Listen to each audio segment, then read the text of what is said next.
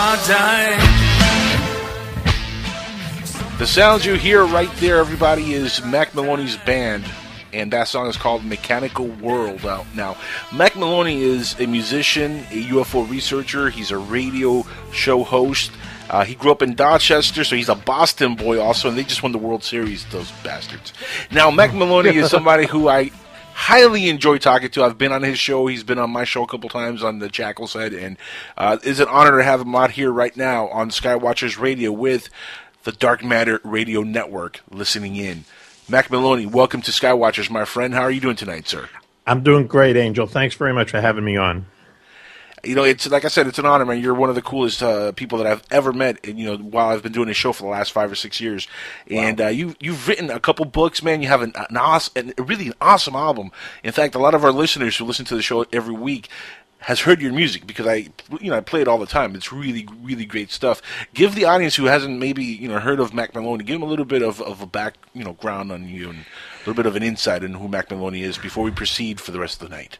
Well, like you said, I've written a couple UFO books in the past 3 years. I've been writing full time for about 20 years, though it doesn't seem that long. And I mostly do military fiction books of the line, kind of like Tom Clancy books. But a few years ago, my editor and I had a conversation about UFOs, and that turned into a book called UFOs in Wartime, which is a collection of stories that if you read it, you hopefully will be convinced that UFOs seem to show up more during wartime than they do in peacetime. And then the following, the sequel to that was a book that came out last year called Beyond Area 51, which is a list of secret bases around the world, places like Area 51.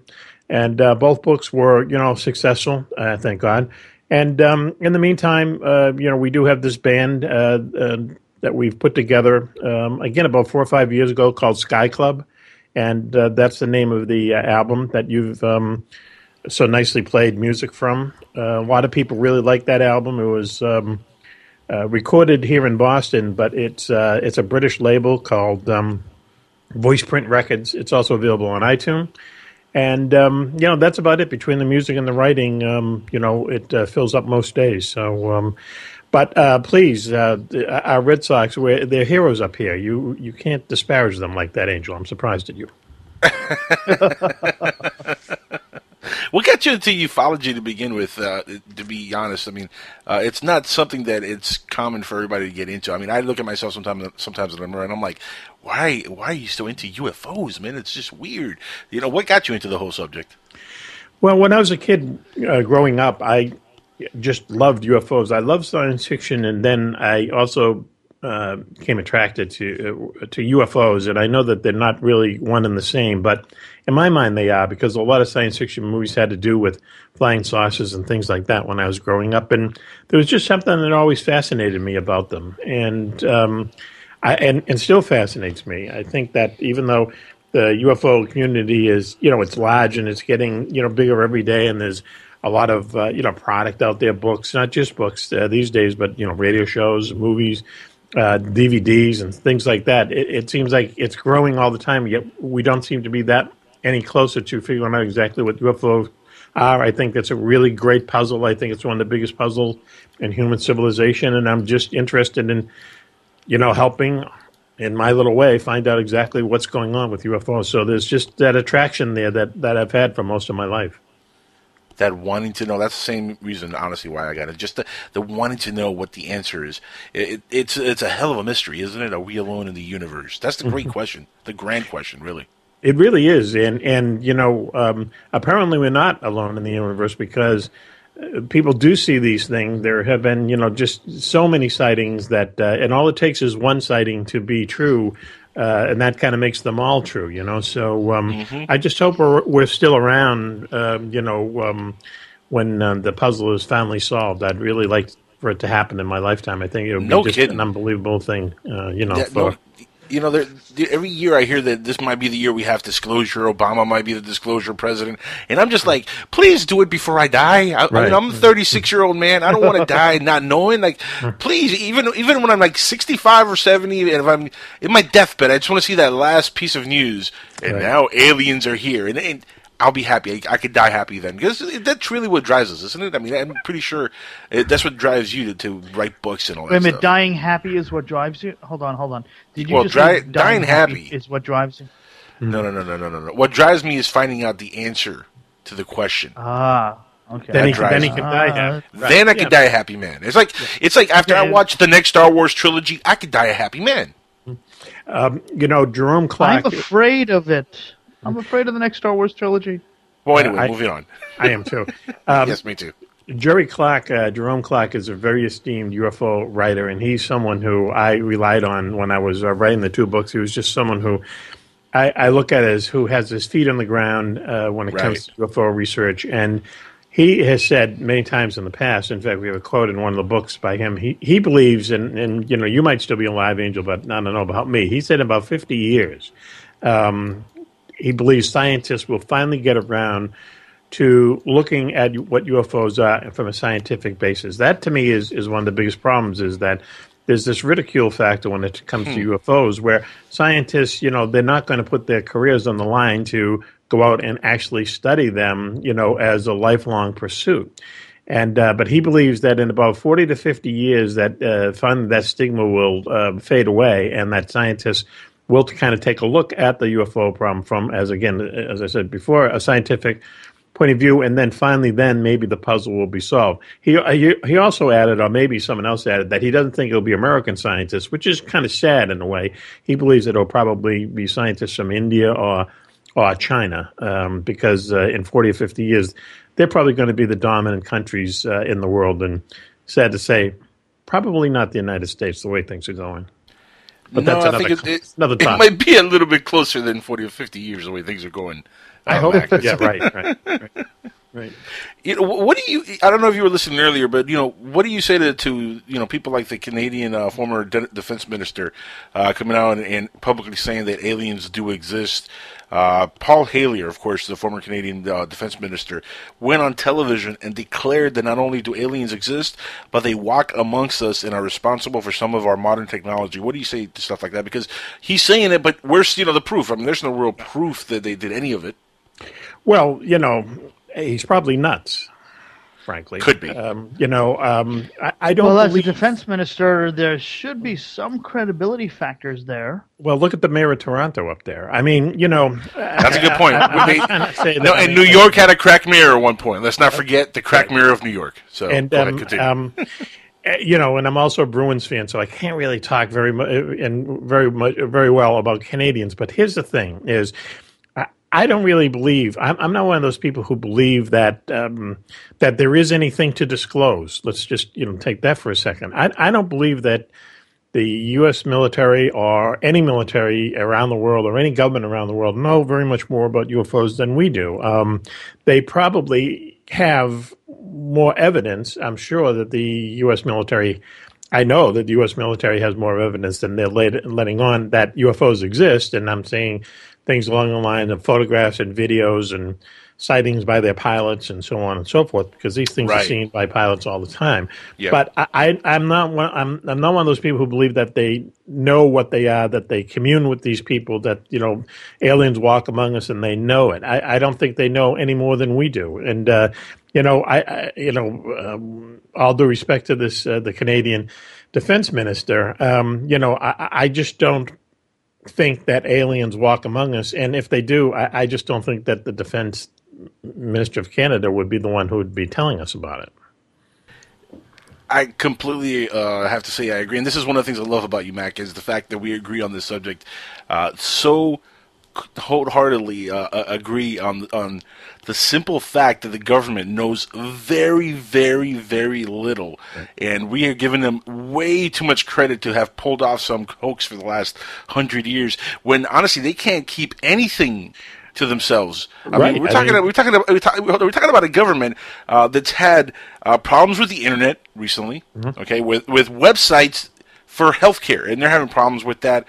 For unemployment, they're having problems with the website for unemployment. I mean, a government who can't keep John Wiener from texting pictures of his wiener to people. So this is the government, people. Remember, this is a government of the people, by the people. We elect the people. And apparently for the last 50 years, we've been electing some really dumb people into office. Do you really believe that they can keep secrets like this hidden if they really know a lot? I mean, I could not agree, more with your statement. But to be honest, some of it is beyond even government. If there is such devices, such technologies, I do think there's been some retrieval. There's been some crashes in the past, but I don't think that like you. I don't think that they're here every 5 seconds just whizzing around trying to come in and abduct people and walking among us and all that. No, because as you say, we live in a world of instant communication, and we also live in a world of people, whistleblowers, of people just talking, unable to keep secrets. No one can keep a secret these days. I mean, that's just the fact. And this Edwin Snowden guy who, ratted out all the NSA secrets and so on. I mean, if there was someone out there in the NSA, let's put it this way. If any organization in the U.S. government knew about UFOs, it would be either the NSA or the CIA.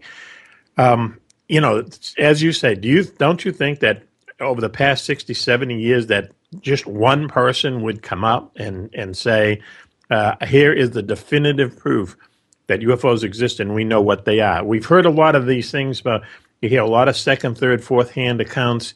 You hear, all these kind of wild accounts by people, and it's always, they don't give their name, or the person who talked to them doesn't want to give their name, their deathbed confessions and all this stuff. Never any kind of definitive proof.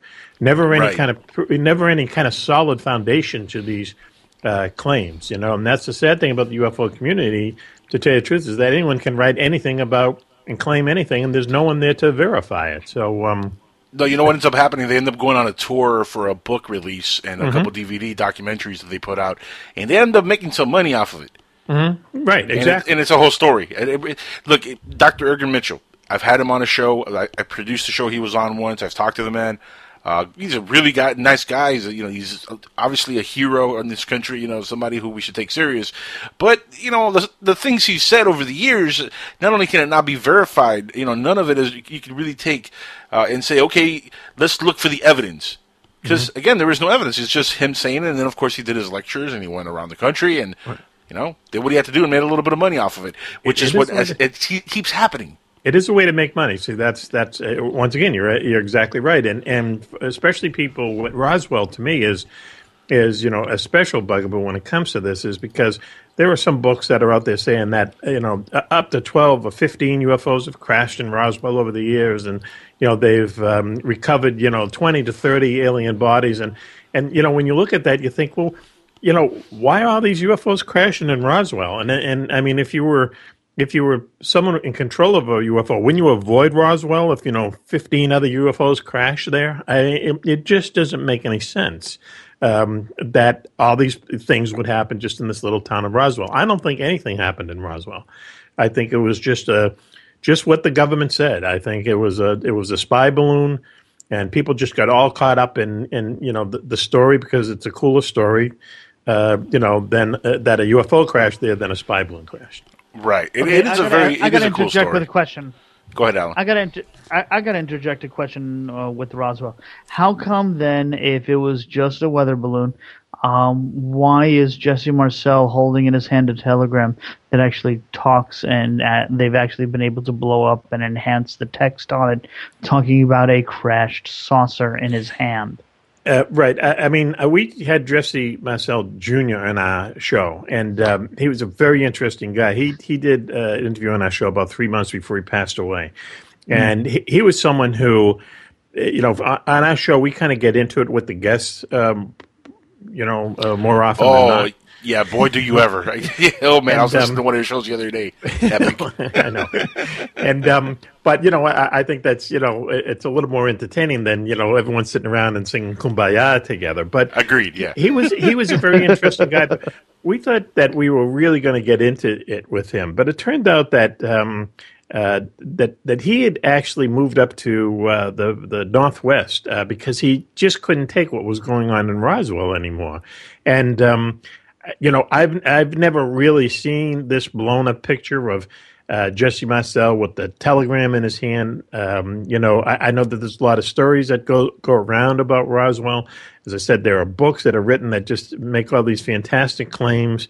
But I think when you really look at what happened at Roswell, if you look at the picture, for instance, of the quote-unquote debris, you can match that up piece by piece with debris from one of these secret balloons that they were launching at the time. Right, but in that same photo, in his hand is a telegram from the War Department that talks about him recovering a crashed saucer in that same exact photo, that sheet of paper in his hand. Right. Once again, it's always, I haven't seen that photo. Let me put it that way. Okay. You just described the photo exactly. What are you talking about? I mean, I haven't seen the blown up of the telegram in his hand. Okay. Yeah, everybody's seen the original image with him with the picture with the telegram. Right, and he's got. Here's the thing. Here's the thing. I do believe there's something crashed. I don't know if it was extraterrestrial, or if it was a weather balloon, or if it was something that we back in June or something we were, working on that crashed suddenly, or it was a time travel machine. I don't know what the heck crashed, but I do know there was an incident. My thing with that particular incident, and this is why that's the only thing that me and Matt kind of disagree a little bit on. I do think there was something otherworldly, or at least something a little bit more than just a weather balloon, because of the simple fact that Jesse Marcel Sr. was a highly trained individual when it came to weather balloons. He had taken courses in those sort of balloons to like learn how to operate and learn how they work. And I mean, for him to make that sort of mistake is insulting his intelligence, and I am not ready to do that, especially knowing the career he had in the military, and knowing his background and his son's background, who saw some of the wreckage and saw the weird writing on the beam and all that stuff. Those accounts right there. There's always a couple of accounts in ufology that I always look at, and I'm like, you know what, that one I kind of have to believe a little bit more, just because of the circumstantial evidence around it, and that's definitely something that you have to look at, Mac. Well, we'll have to agree to disagree on that one. What I would like to do is I would like to, we should get a bus together and get us all on a bus, and we'll go down to Roswell and try to figure it out ourselves. I can tell you that in the 80s, I mean, it would be a good road trip anyway, but it would. In the 80s, the late 80s and the 90s, I was like really into Roswell. In fact, at one point there was a UFO group that was going to go down there and do an archaeological expedition of the area where the whatever it was crashed, where they would just go there and dig up the ground just like as if they're digging up ancient ruins, and really go about it once again in a scientific way. And I can tell you, I was one of the first people to volunteer to go down there and do that. I was ready to go, but just from my perspective, the more you read about it, and I read more about it, while I was researching the books. Once again, we'll have to agree to disagree. Well, I mean, at this point, even 20, 30 years later, I mean, really, there's nothing you could really hope to find out there. I would assume the government had gone in and just taken everything out, or whoever did the wreckage, or the pickup of the wreckage. I mean, I'm sure they combed that place dry. Well, plus people with metal detectors afterwards also had fun running around the place. But with archaeological techniques, how you dig up 1 square foot and you sift it and everything, and they were just hoping they would find something that would be, like not of this earth. But I don't think it was ever done down there. But I just wanted to say that, I was a believer at one time, but I suppose as I get older, I get more skeptical. What cases in ufology do you believe in, or do you have any kind of reservations about saying anything negative because you think there might be something there? Well, there are there's a lot of them, to tell you the truth. In 1956, there was a case where an airplane was a military airplane, Navy airplane, was flying from Europe back to the United States. There was 100 people on the airplane, and approximately, and a lot of them were Navy pilots coming home from doing duty in Europe. So you had this excuse me, you had this plane full of pilots, and they came upon this enormous flying disc right off the coast of Newfoundland. It's called the Gander incident. And there were, once again, approximately 100 trained military air personnel who were just looking out the windows at this enormous flying disc that flew parallel with this airplane for about a minute or so, and then was seen to take off at just tremendous speed. I mean, there you have a captive audience, let's say. You have people who, pilots, in my opinion, especially military pilots, are our best witnesses for UFO sightings because they've seen it all. They know what Venus looks like. They know what a cloud inversion looks like. They know what lights in the sky coming from other airplanes look like. And when they see something in the sky that doesn't fit all of those type of criteria, they know that it is something strange. So the Gander incident is definitely one of them. There was definitely something over Los Angeles in February 25th of 1942. A million people saw these things flying in the sky, and they were never identified. There were the Ronnie Zamora case in New Mexico is definitely something to that. There were many cases that have really incredible evidence, sightings, and so on and so forth. But I've never seen anything that really comes close to saying that we actually retrieve pieces of a UFO or of a craft. The Aztec crash in New Mexico, right around the same time as Roswell, has a lot of intriguing evidence. But on the same hand, I don't believe that there were 50,000 aliens inside Dulce Mountain in New Mexico. No, neither do I. But real quick though, you gotta admit though that those sightings you mentioned with the witnesses you mentioned are equivalent to especially the servicemen who have actually flown. And their career is to be in the armed forces and to fly. Mm-hmm. You got to admit that's kind of equivalent to Jesse Marcel and taking training courses on the mogul balloon and the balloons. I mean, it's kind of equivalent. The knowledge base. I mean, he really literally a year before a few months before, he was taking classes learning about weather balloons. So, the balloon the secret balloon that was that they were definitely launching in that area at the time. They weren't quite like they were. Well, let me put it. I'm not a balloon expert. Okay, I know that they were top secret balloons that were sent over the Soviet Union with acoustic devices attached to them to see if they could pick up evidence through audio sound. Whether the Russians were lighting off nuclear weapons or not. But once again, Roswell it's one of these things that I still haven't seen the definitive proof that anything extraordinary happened down there. Well, but I'll be glad to.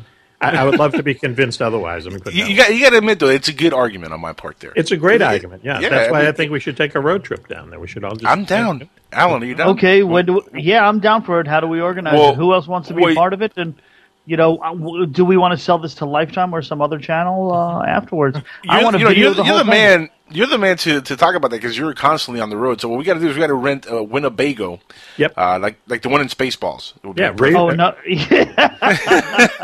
Roswell. We'll do a documentary. Roswell Road Trip. It writes itself. Yeah, it does. And we'll get a bumper sticker that says "We break for nobody" in the back. There you we'll go. Put that in exactly. the back. Yeah, exactly. Perfect. What about we break for aliens? Oh, there we go. Maybe we'll get lucky and we'll find an alien like in the movie Paul.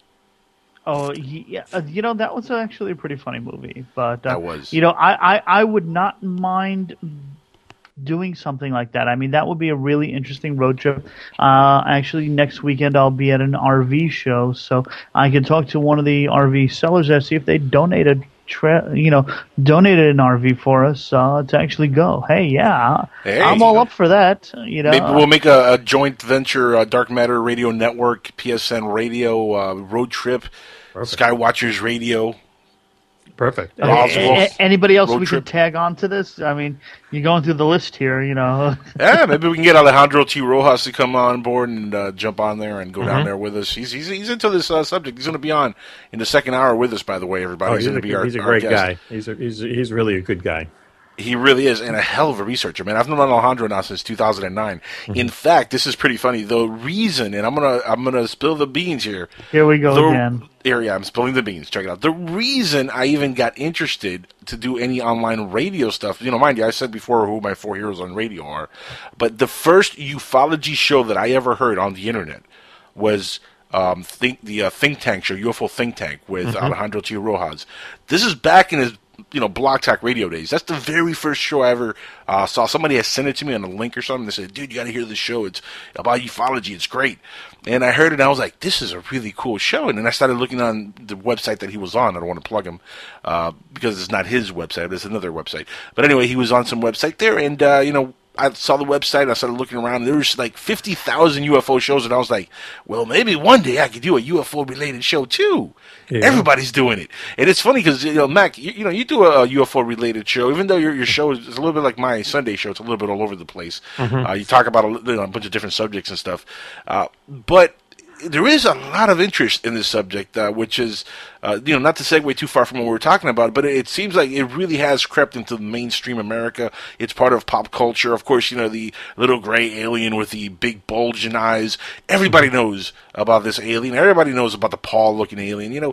It's really become so part of it ingrained in our subconscious that really, if they told us tomorrow the disclosure, if it happened, I don't think we'd really be that shocked if they just started, spilling the guts. You know what I mean? No, I wouldn't. I certainly wouldn't. I think that you're absolutely right. With the proliferation of all kinds of communication devices these days, and just the way that mass media is these days, where anything that happens in this world is instantaneous. I mean, even when they went into the SEALs went in to get Osama bin Laden, there was some guy, across the street, tweeting about it. I mean, it's just amazing how fast word travels around around the globe these days. And I do think too, as there's a lot of people. Here's another thing too about UFO research: is a lot of people think it's only in the United States. Well, it is worldwide, and I found that out when these books came out, because I was hearing from people all over the world, and a lot of other governments are more open to it than the U.S. government is. Certainly, like the government of Brazil, for instance, they're very open about wanting to look into UFO reports. France, believe it or not, is also, they have a minister who is in charge of looking into UFO sightings. England, has a large file that they made public a couple of years ago about UFO sightings. I mean, in Russia, certainly the people in Russia are, fascinated by UFOs. It's a worldwide phenomenon. I think I think the vast majority of people around the world have heard of UFOs, and I'm sure the vast majority of people around the world want to know what UFOs are. I would agree with that. There's a lot of people that actually have out there the want and the desire to know definitively one way or the other. The whole thing is most of us that are on these shows here are leaning only one way. Well, see, that's the thing. That's why, and as Angel was saying before, that's why our show, which is on the network, is a little bit different, because, we have people on, but I've listened to lots of UFO shows, and I've been on lots of UFO shows, and really a lot of them, certainly not this one, but there are ones out there that, it's just, you're just going over the same ground over and over again, and everyone is agreeing with each other, and that gets us nowhere. I think that, if someone, like, for instance, we had a guest on our show about a year ago, and he was someone who had done a lot of, let's say, made a lot of money. Well, I don't know how much money he made, but he would give lectures, and he would do things talking about how the Nazis supposedly had flying saucers during World War II. And that actually shot down, our airplanes and everything. And it's complete nonsense.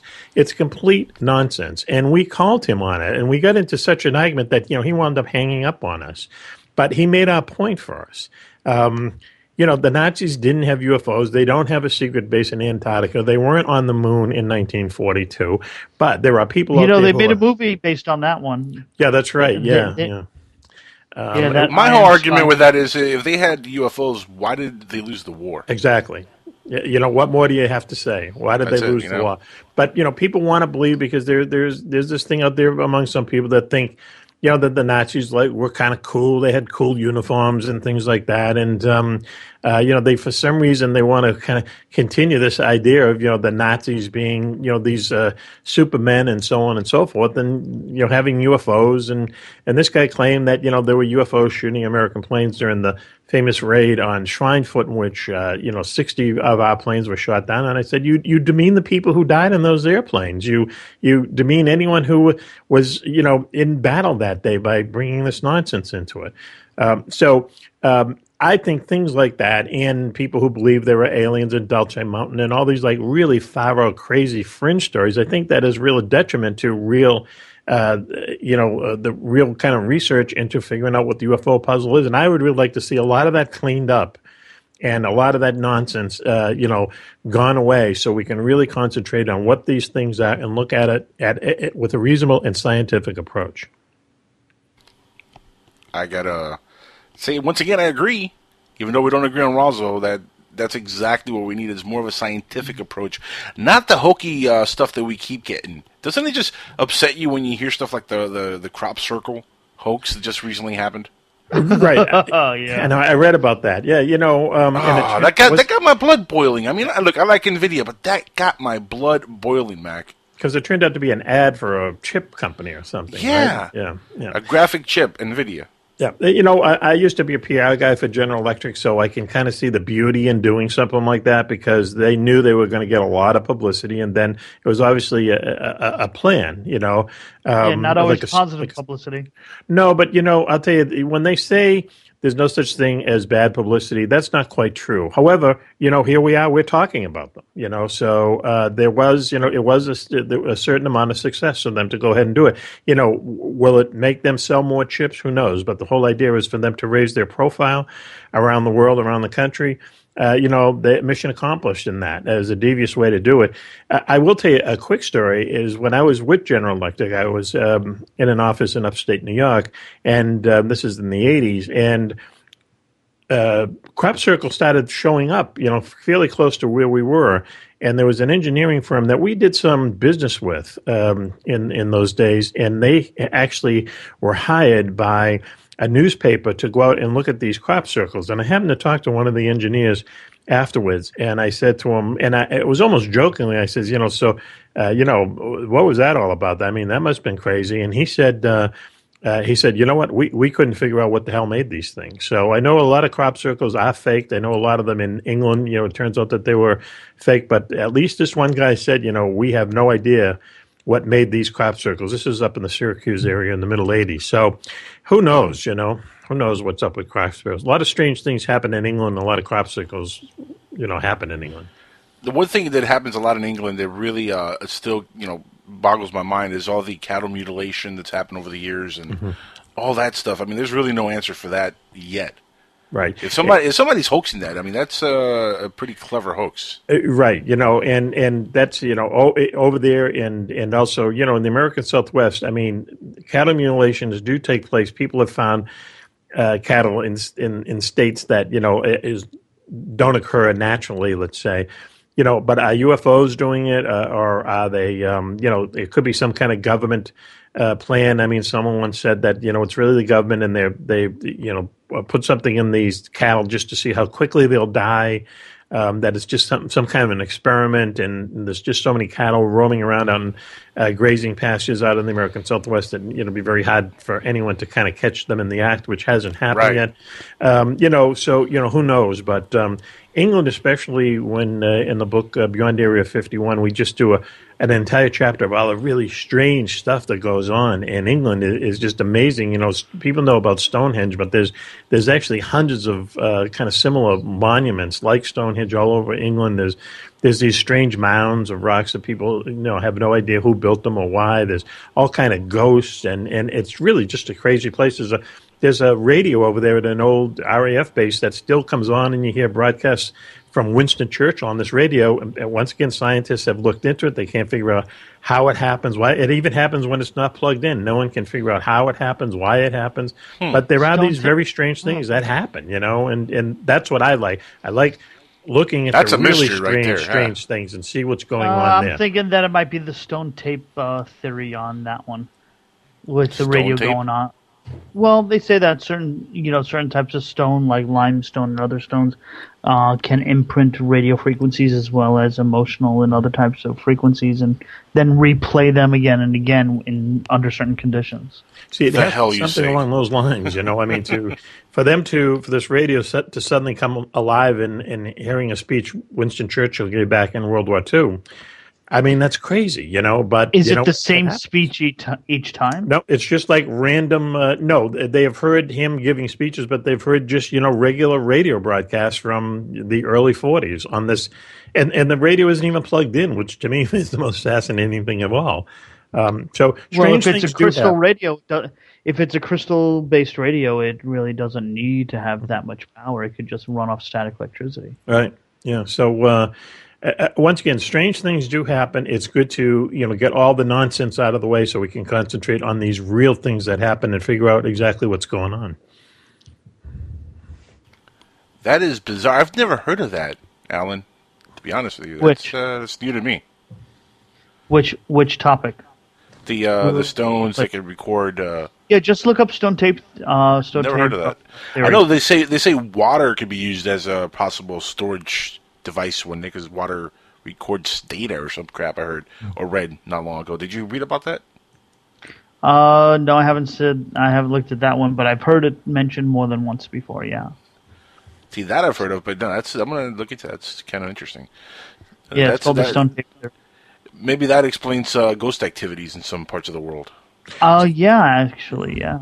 There's another, what Jerry Clark's theories is that, and I know a number of people are looking into this now, are coming around to this, is that, all of this stuff is connected, that ghosts and cryptids and UFOs and all this strange stuff is really part of one big thing. Which I think would be, just think how interesting that is. There was a photo from 6 months ago of a UFO. Someone snapped a picture of a UFO that's over this very famous haunted barn in California, and it got a lot of people thinking along those lines. They think there might be some kind of a grand unified theory of the paranormal, and that, once again, ghosts, UFOs, cryptids, all this strange stuff we hear about, if it was all part of the same thing, that would talk about mind-blowing. That would be just so fascinating if we could somehow find out if that was the case. That's a good question because, I've actually often asked that question of my guests here if they think that stuff like demon activity, ghostly activity, if all that can be attributed to misunderstanding or misinterpretation of alien abductions or aliens, interaction with us or whatever. And, everybody has kind of like, well, maybe, I don't know, because nobody really, I think, thinks of it like that. But I think that could be, but more in a material way where we just didn't know any better and we just misunderstood it. But, do you think that's is that where you were going with that, or are you talking about something a little bit different? No. Exactly that. And okay. The thing, too, is that, from early on, and like in 1947, when Kenneth Arnold saw the first quote-unquote flying saucer, people always just connected them with little green men from Mars. But, there's absolutely no evidence that UFOs are from outer space because there's no evidence of where they are from at all. I think there's a better chance that they're time machines that maybe from our own future that just come back to this time in this place for maybe something as mundane as time travel for just time travel for tourists. Maybe they're just out like a road trip. Right. Road trip through time. If we had time travel. I would love to go back and see, the Civil War, the Battle of Troy. I asked someone this the other day, and they said, I'd love to go back and see a Shakespeare play. The way that UFOs act, and we get into this especially in UFOs in wartime, is, they always seem to be observing. They're always there, and they're always kind of looking at us. And, it's kind of like the comparison that we come up with in the book is that, when you see these stories on the National Geographic Channel about safaris where they put tourists in a truck and they go out into the savannah and they're watching the lions eat the antelopes and all that kind of stuff. The lions, they see the truck. They have no idea what the truck is or what the people in it are doing. They just go about their daily lives. And that's how we are. We don't know what UFOs are, or what they're doing. We go about our daily lives, and they're always kind of up there, looking in on us. We are the lions.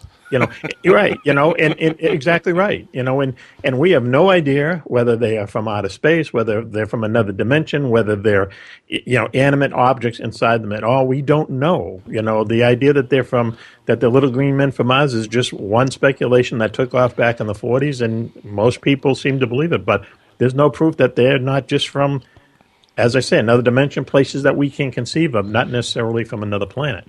It's funny because as soon as movies like Close Encounters of the Third Kind and Communion came out, they switched the whole look of the aliens completely to the little gray alien with the bug-out eyes. Now, that's the standard definition of what an alien looks like, but it used to be little green men from Mars. That's really what everybody was afraid of.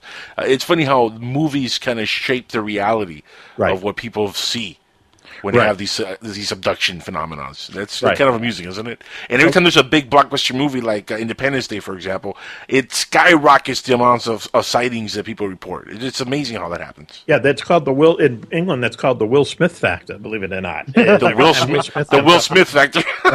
Every time he comes out with some kind of Men in Black or Yeah. Independence Day, It UFO happens, sightings go up. And I was just going to say too is it's the same thing with ghosts. I mean, way back when ghosts were literally depicted as it looked like a person with a sheet around over his head. When you see old drawings from the Dickens era and stuff like that. Now, I mean, they're basically decayed versions of us, if you know what I mean. The popular culture is the thing that shapes what people believe. A ghost is or a UFO is, depending on whatever time frame you're in. Who knows what aliens are going to be depicted as 100 years from now? Maybe they'll be more like us or less like us. Who knows? But it's whatever the popular culture, shows us. That's what most people believe they actually are.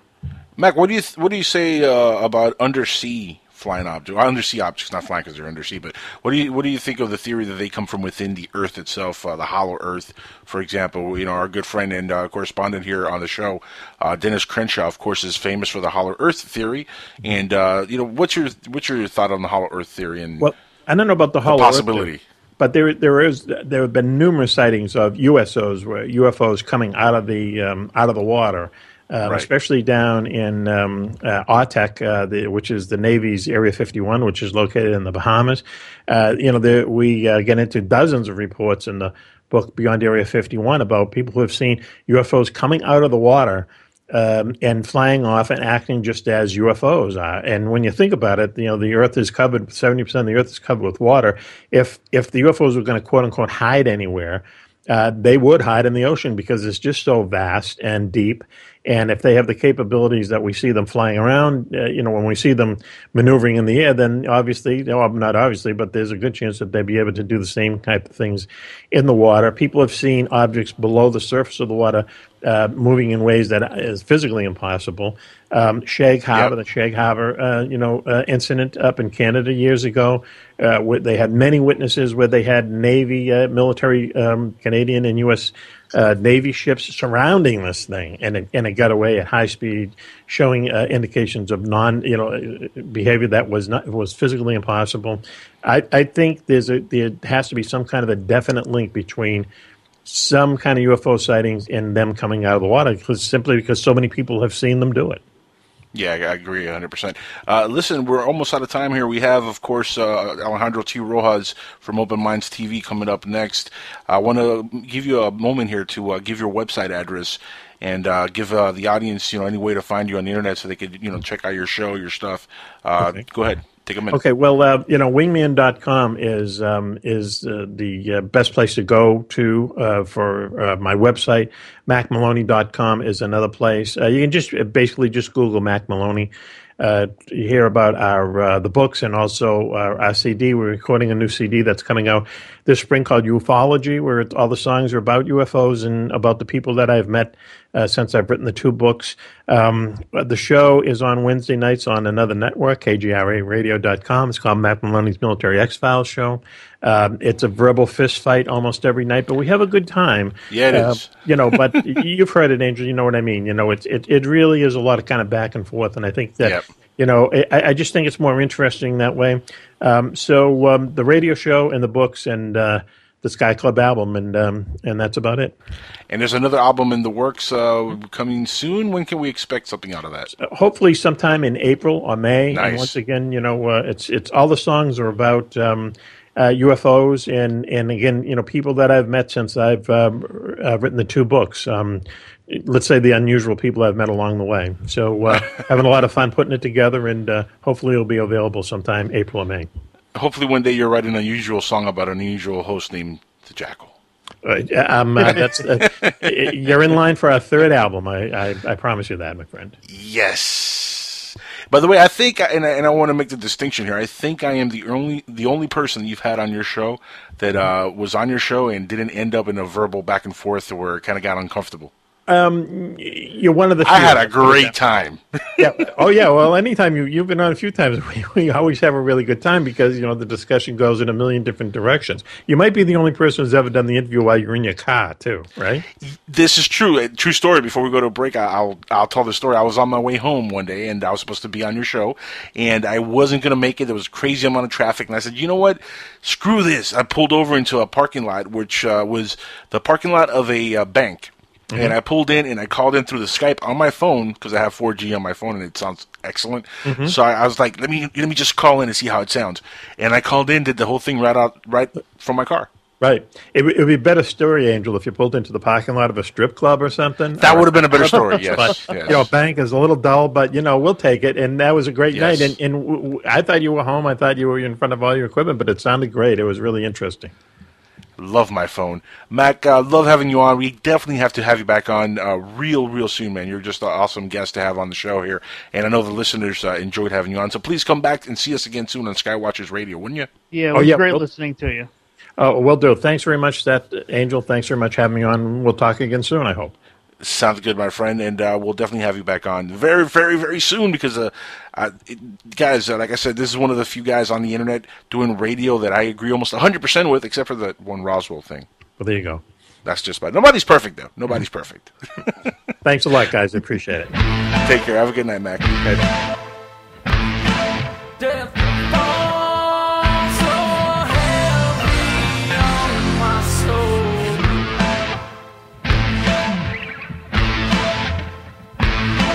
Death